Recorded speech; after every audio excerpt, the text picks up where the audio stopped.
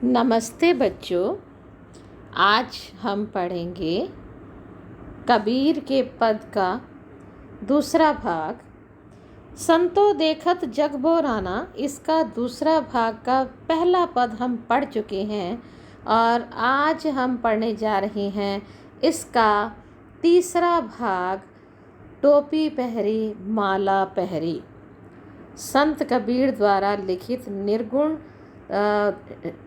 काव्य धारा के ये कवि जो हैं, इसका तीसरा पद है। टोपी पहरे माला पहरे, छाप तिलक अनुमाना, साखी शब्द ही गावत भूले, आत्म खबरी न जाना। हिंदू कहे मोहि राम प्यारा, तुर्क कहे रहीमाना, आपस में दो लर लर मोये, मर्म न काहू जाना। घर घर मंत्र देत फिरत है, महिमा के अभिमाना, गुरु के सहित सिखे सब बूढ़े, अंत काल पछताना। कहे कबीर सुनो हो संतो, ई सब भरम न मान भुलाना, केतिक कहो कहा नहीं माने, सहजी सहज समाना। तो सबसे पहले इस पद्यांश में आए कठिन शब्दों के अर्थ हम देख लेते हैं। साखी, साखी मीन्स होता है दोहा। कबीर जी ने साखी और शब्द लिखे हैं कविता के रूप में। शब्दई शब्द यानी कबीर का पद। लरी लरी मुए, लड़ लड़ कर मरना, मर्म भेद या फिर रहस्य। काहू, काहू मीन्स होता है किसी ने। मंत्र गुप्त शब्द या वाक्य या फिर कोई सलाह। महिमा महत्व श्रेष्ठता। अभिमाना अहंकार का कारण। सिक्खे, सिक्खे मीन्स होता है शिष्य। केतिक कहो, कहाँ तक कहूँ, कितना ही कहो। आगे है मोही मुझे, मोही मुझे यानी कि मोही का मतलब होता है मुझे। तुर्क मीन्स होता है मुसलमान। दो मीन्स दोनों। मुए मरना, मर्म मीन्स होता है रहस्य। काहू किसी ने भी कहा हो। महिमा उच्चता श्रेष्ठता। बूढ़े डूबे। अंतकाल अंतिम समय। भर्म संदेह। केतिक कही कहाँ तक कहूँ। सहजे सहज रूप से, सहजे मीन्स होता है सहज रूप से यानी कि आसानी से। तो ये थे इसके कठिन शब्दों के अर्थ। अब हम आगे पढ़ते हैं एक एक लाइन का भावार्थ। टोपी पहरे मैला पहरे, छाप तिलक अनुमाना, साखी शब्द ही गावत भूले, आत्म खबरी न जाना। कबीर दास जी इसमें बाह्य आडंबरों पर चोट करते हुए कहते हैं कि कुछ लोग टोपी पहनते हैं, माला धारण करते हैं और शरीर पर अनेक प्रकार के छापे बना लेते हैं। माथे पर तिलक लगा लिए, गले में मालाएं धारण कर ली।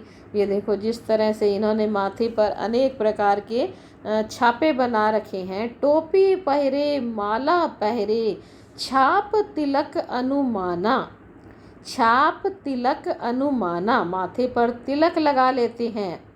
साखी शब्द गावत भूले, आत्म खबरी न जाना। शिक्षा देने वाली साखियाँ और शब्दों को गाना भूल जाते हैं।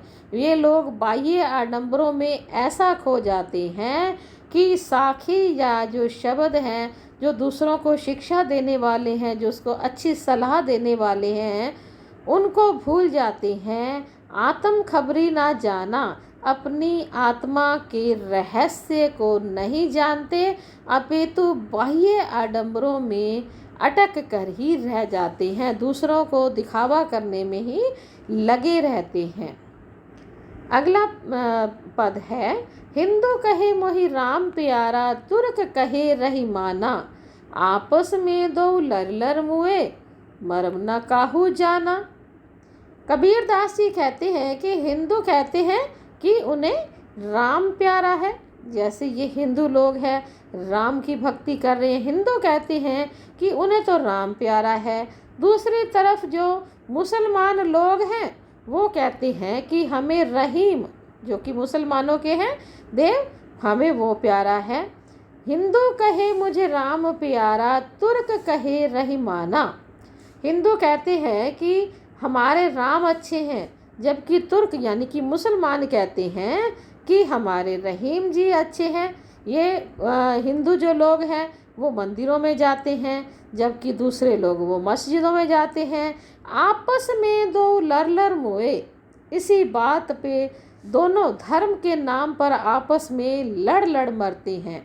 आपस में ये जिस तरह से वो कहते हैं कि हमारे देव अच्छे, वो कहते हैं हमारे देव अच्छे, इस तरह से ये आपस में एक दूसरे से लड़ मरते हैं।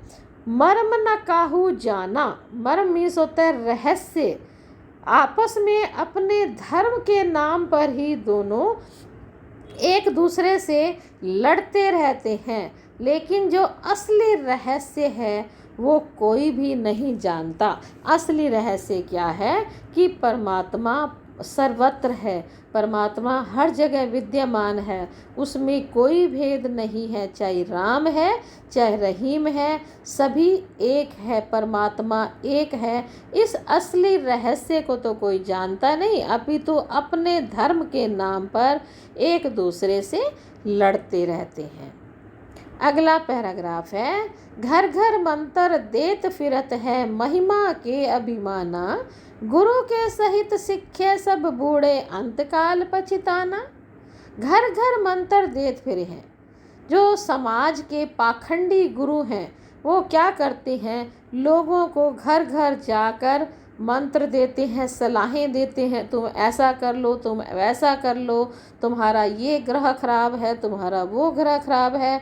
ऐसे पाखंडी गुरु जो होते हैं घर घर जाकर मंत्र देते फिरते हैं, और उन्हें जो होता है घमंड होता है, पूरा घमंड होता है कि हम बहुत बड़े गुरु हैं, और उन्हें घमंड होता है, अपनी इस बात पर घमंड होता है। ऐसे लोग क्या करते हैं, यानी उन्हें सांसारिक माया का अभिमान होता है कि संसार में हम जैसा कोई भक्त है ही नहीं। ऐसे गुरु और शिष्य, ऐसे गुरु यानी कि जो घमंडी गुरु हैं, और उन घमंडी गुरुओं के जो शिष्य हैं वो सब अज्ञान में डूबे हुए होते हैं, इनको कुछ भी पता नहीं होता। शिष्य भी ऐसे घमंडी गुरुओं के पीछे पीछे लगे रहते हैं, उनका अनुकरण करते रहते हैं।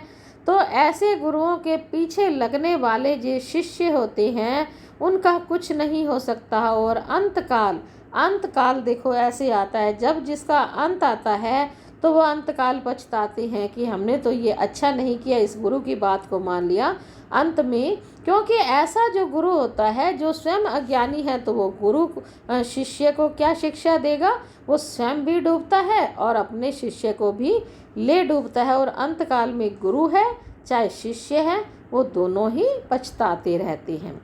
कहे कबीर सुनो हो संतो, ई सब भरम भुलाना, केतिक कहो कहा नहीं मानी, सहजे सहज समाना। अंतिम पैराग्राफ में कबीर जी कहते हैं कि हे संतो, हे सजनों, वे माया को ही सब कुछ मानते हैं। कौन? जो आडंबर करने वाले गुरु हैं, मोह माया को, सांसारिक माया को सब कुछ मानते हैं, और ऐसा करते हुए वो ईश्वर को भूल जाते हैं। इन्हें कितना ही समझाओ फिर भी ये मानते ही नहीं। कबीरदास जी कहते हैं इन्हें अगर समझाया जाता है कि ईश्वर तो सर्वत्र है, ईश्वर एक है, वो सहज रूप से मिल जाते हैं, आसानी से मिल जाते हैं, सच्चाई यही है, लेकिन कितना भी कहते रहो अपनी ये उस बात को मानते ही नहीं हैं, और ये अपने बाह्य आडंबरों में ही लगे रहते हैं। तो कबीरदास जी कहते हैं कि उन्हें अंतकाल में पछताना पड़ता है। विशेष इसमें क्या है, इसमें विशेष रूप से कवि ने धार्मिक आडंबरों पर करारी चोट की है। इस पद में सधुकड़ी भाषा का सुंदर प्रयोग हुआ है।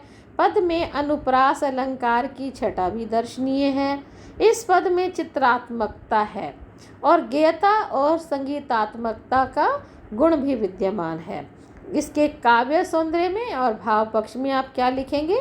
इस पद में कबीर जी ने बाह्य आडंबरों पर प्रहार किया है और साथ ही यह बताया है कि अधिकांश लोग अपने भीतर की ताकत को न पहचान कर अनजाने में ही अवास्तविक संसार से रिश्ता बना बैठते हैं और वास्तविक संसार से बेखबर रहते हैं। अब शिल्प सौंदर्य में आप क्या लिखेंगे? शांत रस का सुंदर प्रयोग किया गया है। छंद, शब्द, इस पूरे पद में गेयता विद्यमान है। अनुप्रास और पुनरुक्ति प्रकाश अलंकारों की छटा दृष्टव्य है, अर्थात देखनीय योग्य है। आम बोलचाल की सधुकड़ी भाषा का प्रयोग किया गया है जो कि आसानी से समझ आ जाती है। भाषा में व्यंग्यात्मकता का पुट है, व्यंग्यात्मकता विद्यमान है, यानी कि व्यंग्य किया है कबीरदास जी ने जो आडंबरी गुरु हैं। पूरे ही पद में शब्द में प्रसाद गुण का प्रयोग किया गया है।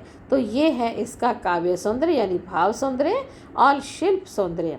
अब इस पाठ को, इस कबीर के पद को सभी बच्चे दोबारा से पढ़िए, मुश्किल शब्दों के अर्थों को याद कीजिए, काव्य सौंदर्य और भाव सौंदर्य अपनी उत्तर पुस्तिकाओं में लिख लीजिए। तब तक के लिए धन्यवाद।